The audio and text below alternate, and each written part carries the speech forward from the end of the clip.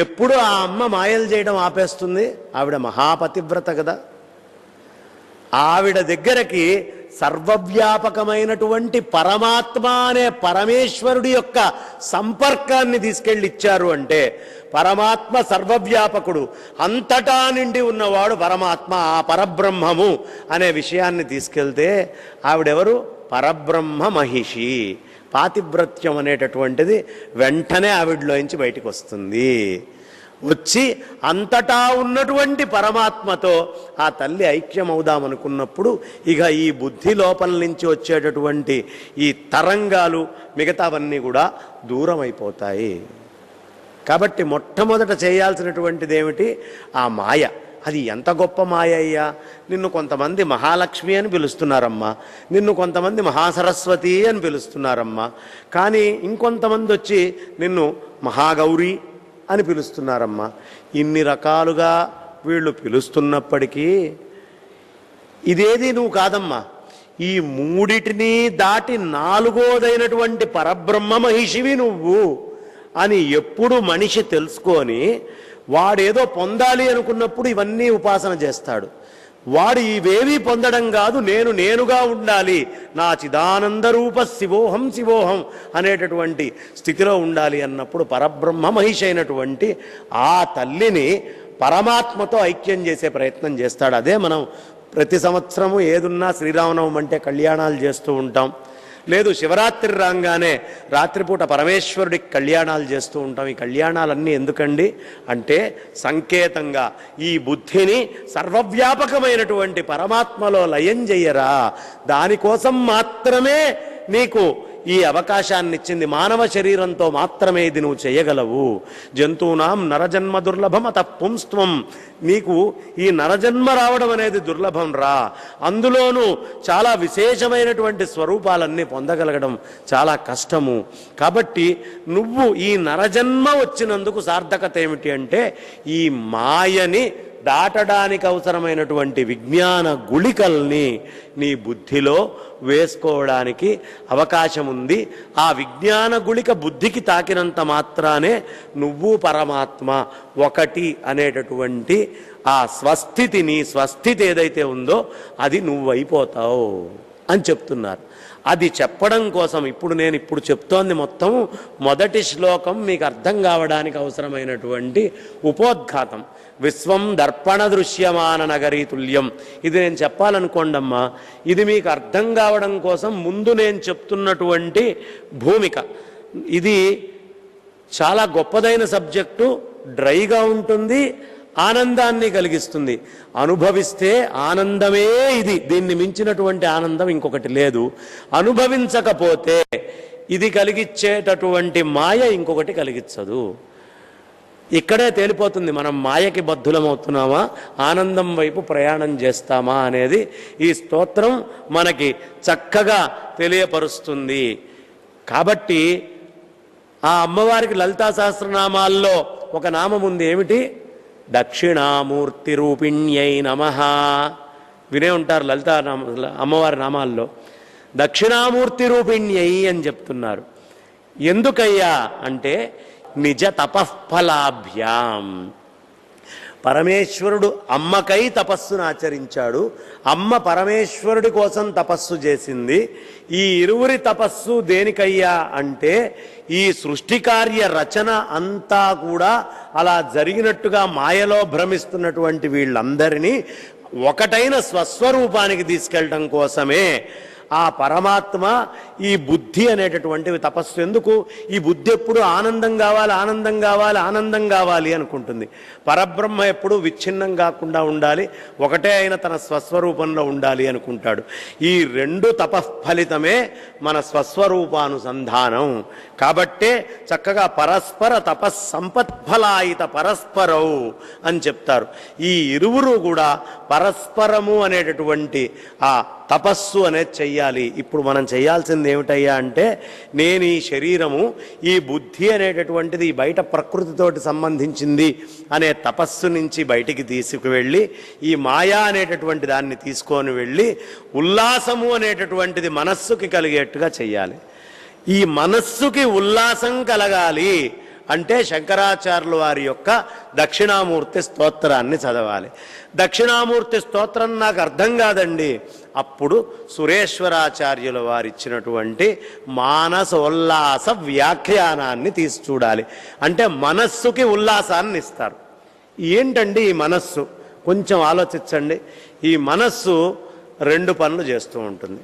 మన ఏవ మనుష్యాణం కారణం బంధమోక్షయో, అంతేనా?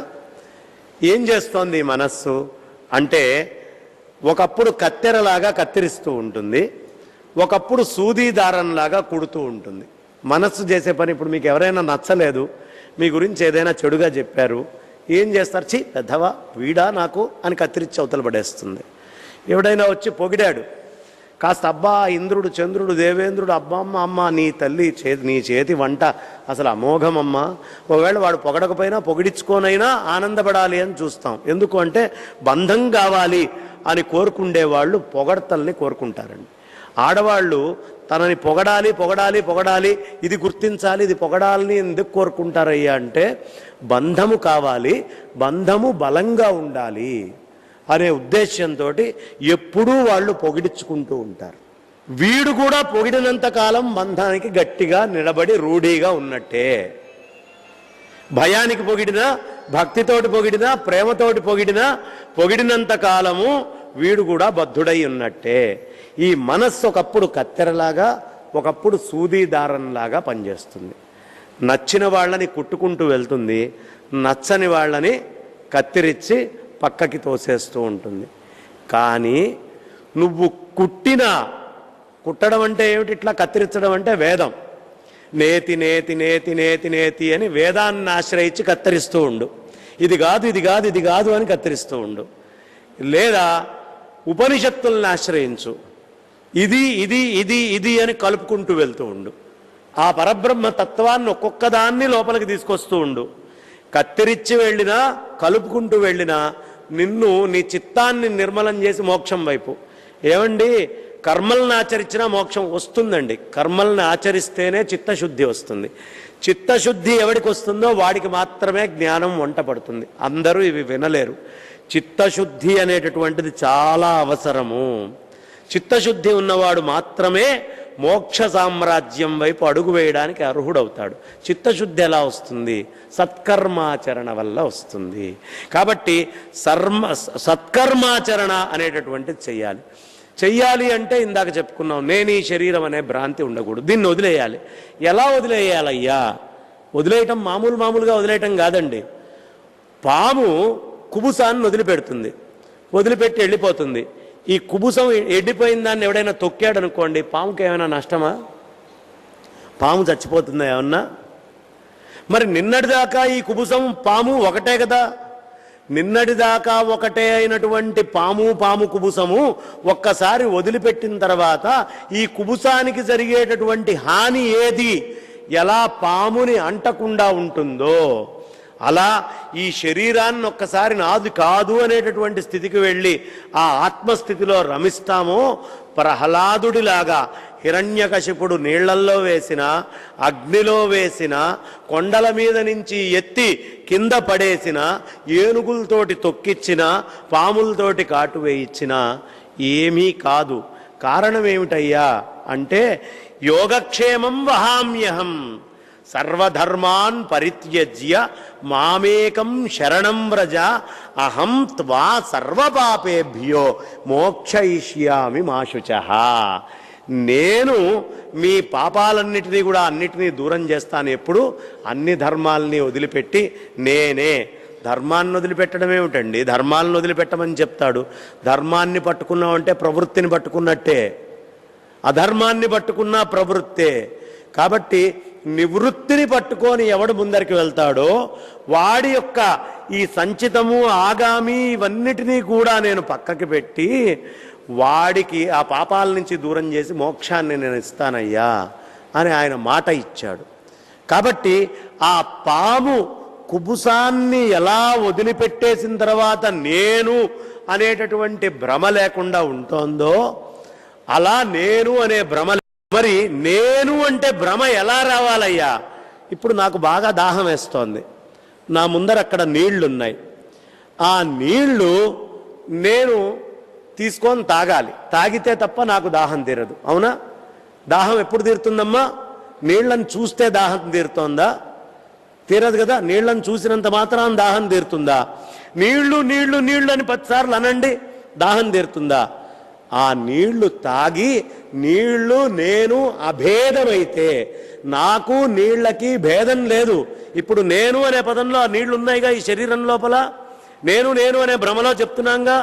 ఈ శరీరము ఆ నీళ్లు ఒకటి అయితే ఆర్తి అనేది తీరుతుంది.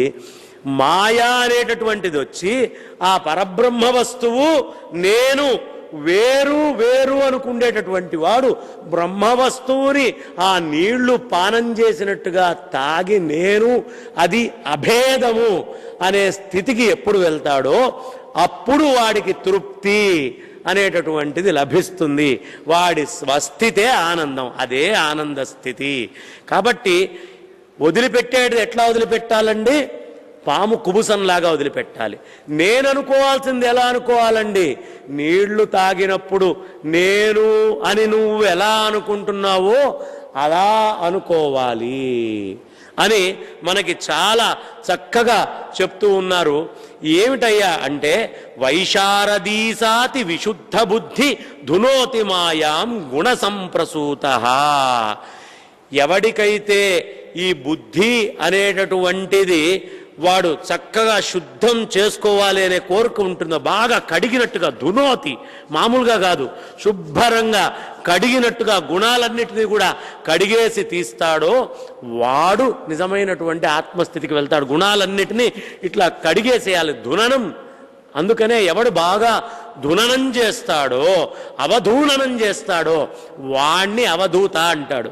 బట్టలిప్పి తిరిగి వచ్చే ప్రతివాడు అవధూత కాదు. ఇంద్రియాలన్నిటినీ లోపల పెట్టుకొని నాకు సెంట్లు కావాలి, అత్తర్లు కావాలి, పర్ఫ్యూములు కావాలి, వస్తువులు కావాలి, ధనాలు కావాలి, సుఖాలు కావాలి, భోగాలు కావాలి, ఆనందంగా అటు ఇటు సంచరించాలి అనుకునేవాళ్ళు కూడా అవధూతలయ్యేటటువంటి అవకాశం లేదు.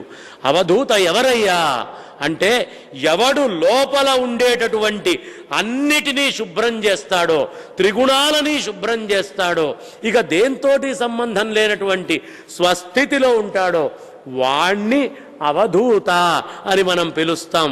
కాబట్టి అలాంటి అవధూత స్థితికి ఎలా వెళ్ళాలి అనేటటువంటి విషయాన్ని మనం ఈ దక్షిణామూర్తి స్తోత్రం చదివితేనే మనకి తెలుస్తుంది.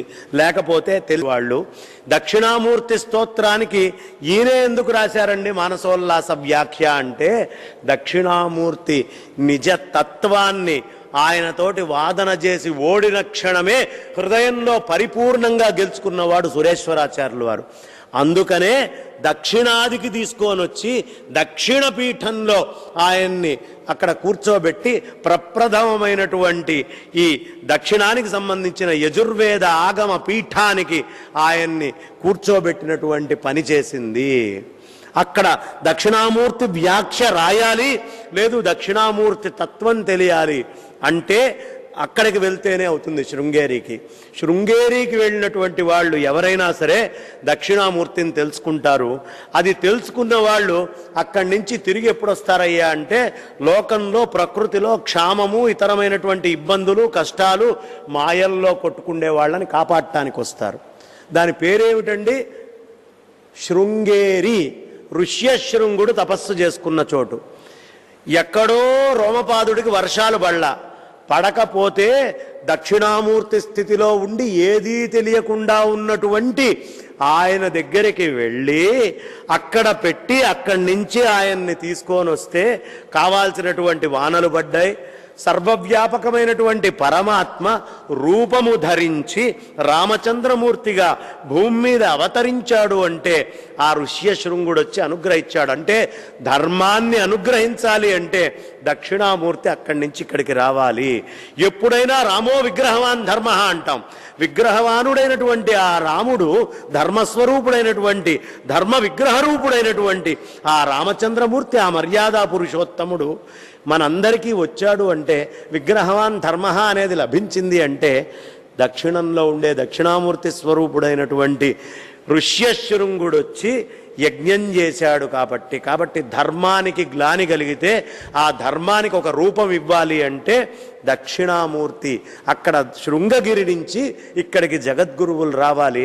మనందరి అదృష్టం శృంగగిరి పరిపాలితమైనటువంటి ప్రదేశం మొత్తం దక్షిణాది రాష్ట్రం మొత్తం, అందులోనూ విశేషంగా ఇందాక చెప్పుకున్నామే భూతద్దం పెడితే సూర్యుడి కిరణాలు ఎక్కువగా అక్కడ దహించేట్టుగా, అందులోనూ ఆ భూతద్దం పెట్టినట్టుగా మన సంపత్ నగర్ శంకర శారదా పీఠములో చక్కగా శృంగేరి పీఠములో మనం దక్షిణామూర్తి స్తోత్రం చెప్పుకుంటున్నాం. కాబట్టి ఇది ఆయన అనుగ్రహిస్తే తప్ప మనం మాట్లాడలేం. అందుకనే నేను ముందు దక్షిణం వెళ్ళి అయ్యా మీరు మాట్లాడిస్తే మాట్లాడగలిగేటటువంటి శక్తి తప్ప స్వతసిద్ధంగా మాట్లాడేటటువంటి శక్తి ఈ ఉపాధికి లేదయ్యా, మీరు అనుగ్రహించాలి అని నేను వేడుకుంది.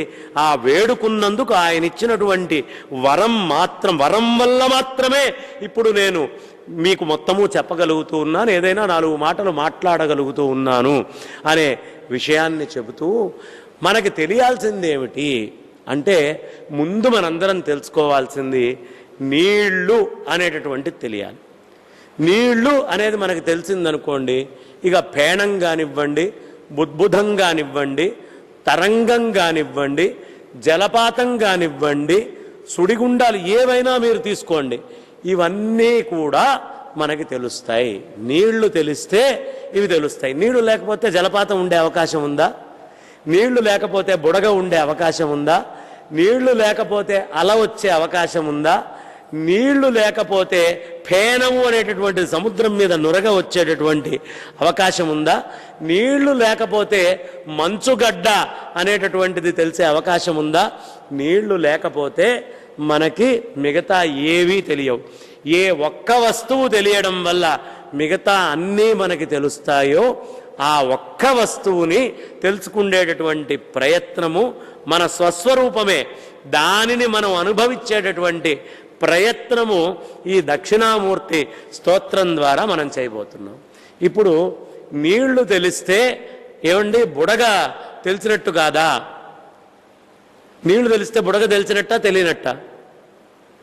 ఒకవేళ బుడగ తెలియలేదు, బుడగ అంటే ఏదో వేరే అనుకుందాం, బుడగ పగిలిపిందండి, నీళ్ళకేమన్నా నష్టమా? బుడగ పగిలితే నీళ్ళకేమన్నా నష్టమా? ఏమీ లేదుగా. జలపాతం పైనుంచి కిందకి పడ్డదండి, ఏమన్నా నష్టమా? ఈ నీళ్లు మేఘం కింద మారినాయండి, నీళ్ళకేమన్నా నష్టమా? మంచుగడ్డ కింద మారినాయండి, నీళ్ళకేమన్నా నష్టమా?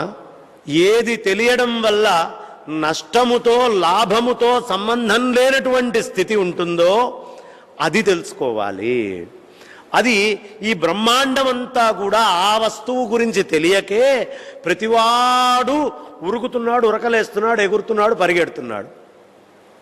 ప్రతివాడు ఆ ఆనందం కోసం ఎవరికి మీకేం కావాలండి అని ఎవరినైనా అడగండి, చచ్చిపోతున్నాడు, కాస్త సుఖం కావాలి, మనశ్శాంతి కావాలి, ప్రశాంతత కావాలి. ఎవరిని అడిగినా ఇవేగా మాటలు చెప్పేది. మనశ్శాంతి కావాలి, ఆనందం కావాలి. కావాలి అంటే నువ్వు చేస్తున్నటువంటి పనేమిటయ్యా, తప్పేం చేస్తున్నావో తెలుసా? నీ స్వస్థితిలో నువ్వు ఉండట్లేదు. నీ స్వస్థితిలో నువ్వు ఉంటే నీకు దుఃఖాలు కష్టాలు ఏవి లేవు. ఎందుకు ఉండట్లేదండి అంటే నీళ్లున్నాయి, నీళ్లు తీసుకొచ్చి ఓ తప్పాళాలో పోసాం, పోసి కింద మంట పెట్టాం. మంట పెడితే ఏమవుతోందండి? నీళ్లు ఉడుకుతున్నాయి, ఇట్లా పొగల్లేస్తున్నాయి, వేడివేడిగా ఉంటుంది, పెడితే కాలుతోంది, అన్నీ జరుగుతున్నాయి కదా. ఈ మనస్సు అనేటటువంటి దాన్ని పెట్టుకొని విషయాలు అనేటటువంటి కట్టలు తీసుకొని వచ్చి ఎలిగించి ఒక్కొక్క విషయాన్ని చేరుస్తూ ఉంటే మంట పెద్దదయ్యి ఎలా నీళ్లు కుతకుతలాడుతూ ఉడికిపోయి వేడొచ్చి తట్టుకోలేకపోతోందో, నువ్వు కూడా పుట్టినప్పటి నుంచి నీ లోపల విషయాలని పెంచుకొని పెంచుకొని పెంచుకొని పెంచుకొని పెంచుకొని అలజడి కలిగించుకొని తట్టుకోలేనటువంటి పరిస్థితి తెచ్చుకొని నా స్వస్థితి నాకు వస్తే బాగుండు, నా స్వస్థితి నాకు వస్తే బాగుండు అని కోరుకుంటున్నావయ్యా. ఇది భగవంతుడిస్తోంది కాదు, నీ అజ్ఞానంతో నువ్వు మంట పెట్టుకొని నీకు నువ్వు చేస్తున్నావు. ఒక్కసారి విషయాలు అనేటటువంటి దాన్ని ఒక్కొక్క కర్ర పుల్లని తీసి పక్కన పడేయండి, నీళ్లు మెల్లిమెల్లిగా మెల్లిమెల్లిగా తగ్గి ఎక్కడికి వస్తుందా నీరు? దాని స్వస్థితికి అది ఎంత వేడి ఉండాలో అక్కడికి వచ్చేస్తుంది.